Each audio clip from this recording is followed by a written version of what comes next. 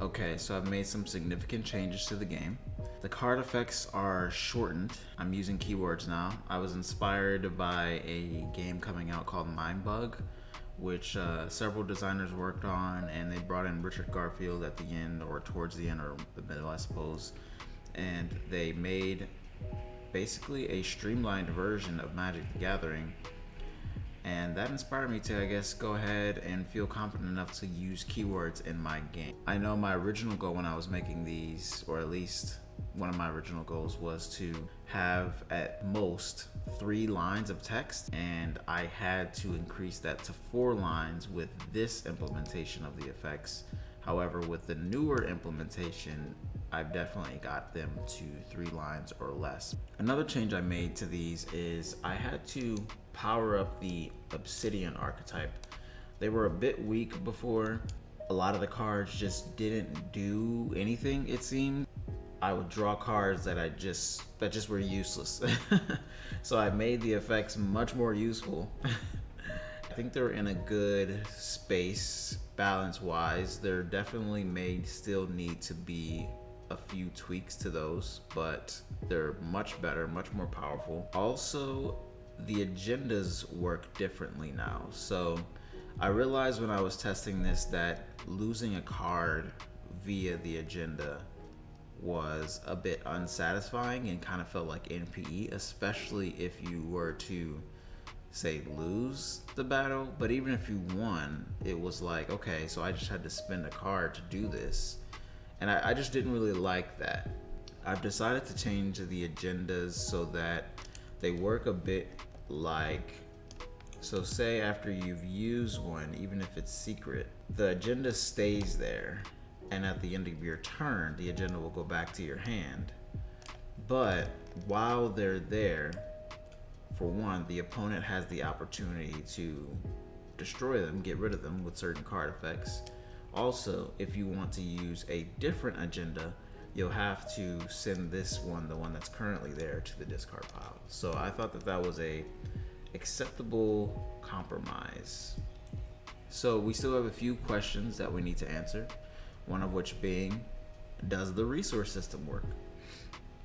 In that, the number of actions a player can take during their turn being determined by the amount of influence the site has at the beginning of player 1's turn.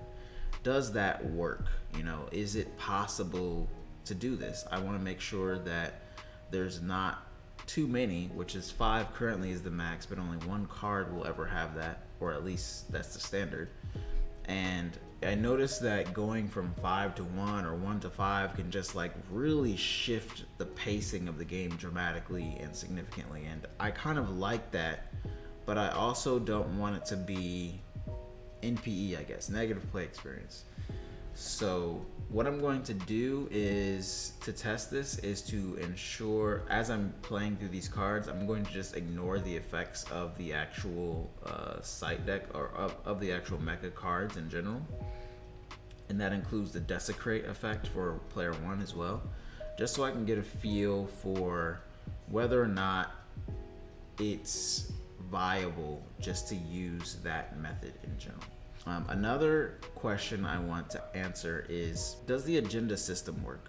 So I've changed it, like I said, to allow for you to keep your cards, but also it's risky in the sense of you could get rid of your opponent's cards, or your opponents can get rid of yours while they're in the agenda area until the end of that turn. But I'm really concerned about that aspect in general. So far, it's seeming difficult. It's seeming like this mechanism is just difficult to make work. But I know that without that, there's currently no way to actually defeat cards that have, say, 4 influence or 5 influence, because every single main deck card has 3 influence or less. So without the agendas, it's impossible to actually defeat the 5 influence card. Another question we need to answer is, which cards still need to be balanced? Are there some that are just too strong or too weak? Lastly, I want to determine if the actual deck sizes are appropriate. I started out with 30 for the main deck size because that's what Hearthstone does, and I knew that I wanted the pacing to be similar to that game. However, I've been noticing, or at least from the first playtest, that it took us a lot longer to complete or to end the game, even though there was one clear player that was going to be winning. So that led me to think that maybe the mecha deck size is a bit too much now, especially since I determined that size based on the fact that it was originally going to be the first player to get to 8 cards, but now it's once the mecha deck is empty, that's when the game ends, and whoever has the most influence in their support area is the winner. So we may need to decrease that size to 10, maybe would be a good number, just because it's nice and even. So yeah, I guess let's just go ahead and get started. Let's put Tusk's deck here. And remember that we're going to not use the effects this time around for the mecha deck. Give these decks a good shuffle. As expected, the card that has 3 influences will usually be the one on top. So let's go ahead and draw our starting hand here. Alright, I'm really excited to be able to use this effect since I removed it at first and then put it back in based off of the amount of text that it took. So as you can see, I'm using keywords to identify when the effects trigger. So this one says now, as in when you first play the card. I need to change that because that's still not very clear. For instance, if I were to put a card into play as an equip, say with something like the Tusk Bomber Loxodana, say I play this from my hand and then equip a Tusk Pilot Campbell, the Tusk Pilot Campbell effect should not trigger in that way. So that's not really clear based on that now, so I need to change that word now to play. It was play, but see, for instance here, it would be play, play a Tusk Bomber. You know, I just didn't like the idea of seeing play twice there. And that'll be a common sort of effect where one card plays another card. Maybe I'll say play a Tusk Bomber. But yeah, I know that needs to change though, most likely. Alright, so I think what I'm going to do is play this. Then I'm going to play Seal the Obsidian Pardus. This effect will trigger. Play an influencer or instrument from my hand or deck. I think I'm going to play this one. So this put this into play. I get to roll a 60.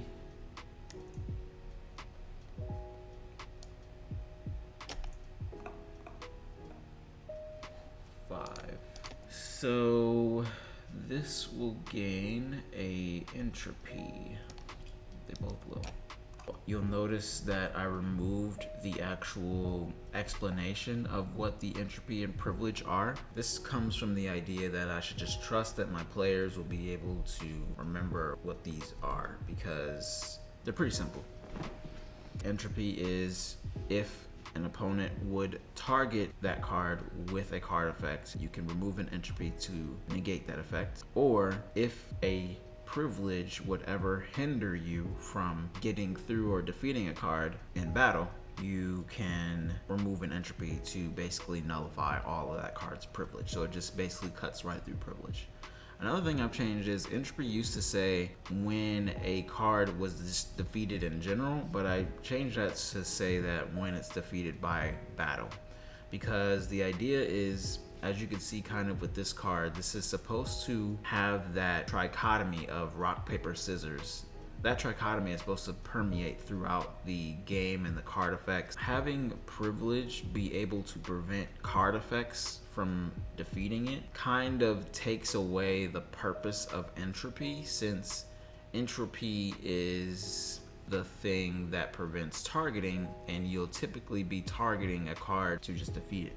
So defeating in battle is supposed to kind of represent the motivation method of influence. Privilege is supposed to be the paper over the rock. It should directly impact battle. That's the rationale behind that. All right, so we've used 2 resources here. Let's go ahead and declare an attack against the mecha. So now there's no real downside to use the agenda from either of us. So what's going to happen is this person is going to want to prevent this, and in this case I'm going to take this from my hand, put this here. Alright, I've decided that I'm not backing out of the battle, so let's go ahead and flip these at the same time, and it looks like mine will get through because paper beats rock basically. But what's really happening is he's using this effect or this agenda to buff this by 3, and then I'm using this agenda to reduce this influence to 1 and freeze it at that so that this doesn't matter. These stay there, but that is basically the end of my turn since I don't have any more resources. This goes back to my hand, this goes back to their hand, and now it's their turn. So they'll draw a card. Alright, it's another Loxodana. We're gonna play this, and they're still at 3 because that setting happens at the beginning of player 1's turn to make it fair. That wouldn't be fair for me to start off with 3 and then them to start off with 2. So they're gonna play this. Now I can play this, and agendas cannot be used against it. That's interesting. So McGee will give me entropy. I could have played that next to him to get that resource back, but I decided not to because I wanted that buff. Yeah, that actually might have been a misplay on my end. I'm already misplaying with my own cards. I'm grabbing Chappie, and then since I already have a Tusk Pilot in play, I can search an influencer after that. I'm gonna grab my Cultist. Now I only have 1 left, so I'm gonna play this. That's gonna put Chappie in play, and then that is going to put a Ivory in play. And also I'm gonna give the privilege to this card, because since this one can't be attacked, this one is the one that needs the privilege. Alright, now player 1 starts their turn. The resources are set to whatever the site's influence is. That's 3. Draw. Got a lot of options here because these cards are very powerful. I'm gonna throw this out. That's 1. Root Worker. Put it here.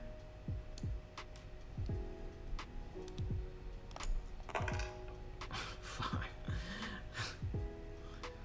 Alright, so that's another entropy for him. Now I know that base influence is capped there, so that means that they can't use red against me. So that means either blue or yellow is gonna happen. So if I use blue and they use blue, I'll get over it. Oh no, I'm not at a disadvantage actually, because this is paper. So if we both use blue, we'll both have 1. Yeah, that's interesting. And plus I know they have this, so actually I shouldn't attack because I don't have a yellow. I could use a red, but blue gets over that. So it's not good to attack that, unfortunately. I'll just attack their bomb. Bloop. So they get this. It's at the end of either player's turn. It used to be at the end of player 2's turn, but I'll change that to be at the end of either player's turn. Kind of want to play the Cultist. Activate Hutton. Triggers in hand. After an opposing action, play this. I'm going to pop this and this. And then this happens. This gains 1 privilege. And then, until the start of my next turn, influence adjacent to this are unaffected by opposing card effects. So now they've only got 1 more resource to play, which could be the Cultist, or they could attack. Might be a good idea to get rid of this. So one thing I haven't decided is whether or not privilege and entropy is kind of treated as if it's written or printed on the card. And if it is, then that means this card is much more powerful. It negates all of the influencer's effects. It's basically a much more powerful version of the SNCC card that gets rid of privilege and entropy. This one here, Operation Directives. I haven't decided if that's the case. I feel like maybe it should. But I'm saying that now only because of how easy it is for these guys to get all of these different types of effects. And I also think that it makes sense. Yeah, let's go ahead and try it. Since I can't use this effect on any of their cards, I have to use it on my own, which I will send the Cultist to the Grave to play the Curse. That is in effect. That brings out this, and that also brings out this. All of their effects are currently being negated while that is on the field. So they actually get this, and nice, it still stays 1. So that means that this player, me, only has 1 action. I can spend my action to get rid of this, but once I do, the conga model becomes live, and I have all of this entropy that is just useless, basically. Yeah, plus I'll be able to get this to trigger, so yeah, I'm gonna go ahead and just attack this and get rid of it. Then I'll end my turn, which will cause this effect to activate. I'll get that. And now it is player 2's turn. They'll get 1 card. A useless curse. I should definitely use this because exile an influencer to equip a target influencer in the field area or discard pile to this and negate that influencer's effects. I spelled that wrong. It should be unaffected with an A. And I guess my attack should be with one of these guys since they both have privilege, just in case. Because you can still use agendas from cards that are on the fields. So this is really interesting, actually. I really like how the agendas are forcing you to really think on who you're going to attack and with whom you're going to attack. Because if I attack with this guy, I'm going to have these agendas available. And if I attack with this, those agendas, and so on and so forth. So yeah, maybe I should be targeting this guy. I don't know, they're all pretty bad. Oh yeah, that's right. They all get bounced while he's on the field. Yeah, he definitely needs to go. He needs to go.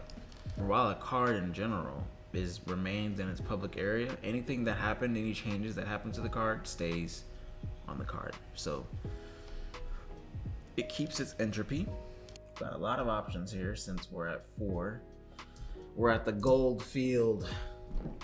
Bannerman. Elam. Oh, I was supposed to activate his effect. Yeah, activate his effect and then equip this. Yep. Okay. Decisions. Ooh, I can get this back to my hand by bouncing it. Let's go ahead and just play the Provocateur just because it seems fun. This one will resolve first. I'll go ahead and roll my die. That seems like it's no cost at all to send from hand or deck. It's kind of crazy. You gotta make a note of that. Oh wait, since I'm declaring an attack and it says any card, the conga model can activate. Jesus Christ, that card's insane. That was an insane turn. I'm not even done with it. Jesus Christ. Hand, deck, or opposing discard pile? Come on, man. This deck is just too powerful. Oh, man.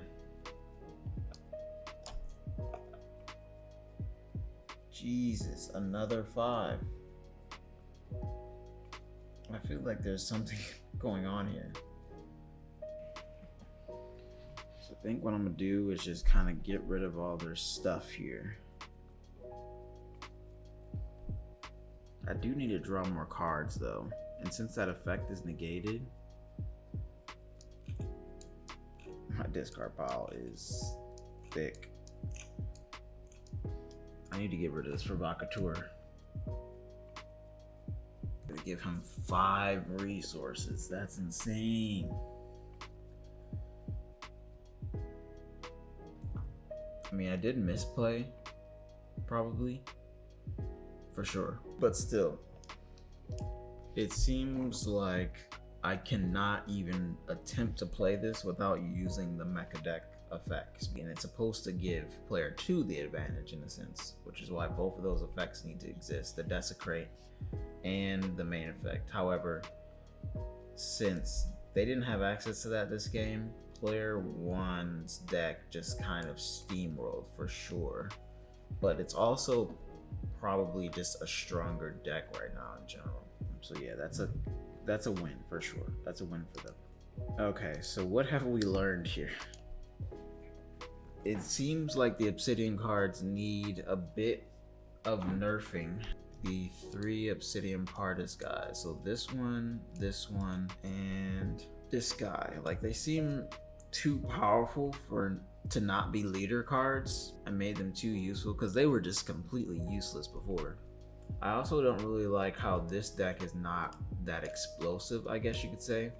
So like, this card puts cards into your hand, which is good. These guys are kind of useless without like the help of another card, and I have 3 copies of them. I think I may do the trigger slightly different. Maybe when they're discarded, or it's probably just a bad card. Maybe the number of these just needs to be reduced to 2 and replace that with another card that is able to cycle not only through these cards but also other cards. Bump this guy up to 2. Having like Chappie in play and then a bunch of eggs is kind of insane. Basically, it turns all the influencers in the other deck to just ideas, since as soon as they'll hit the field, they'll just instantly be nerfed. Playing this Nick card, it's always going to be this guy or this guy. These guys are just too good not to play. It's super easy to combo in this, less easy than in this. So make the combos easier in this deck, slightly harder in this deck. Also, I know that these mecha deck effects have to be used, so I'm going to go over these again to make sure they're okay, considering all the changes that have been made. So Obsidian nerf, Tusk buff. Look at all of the mecha deck effects, and then we'll see where we're at. In terms of the questions, does the resource system work?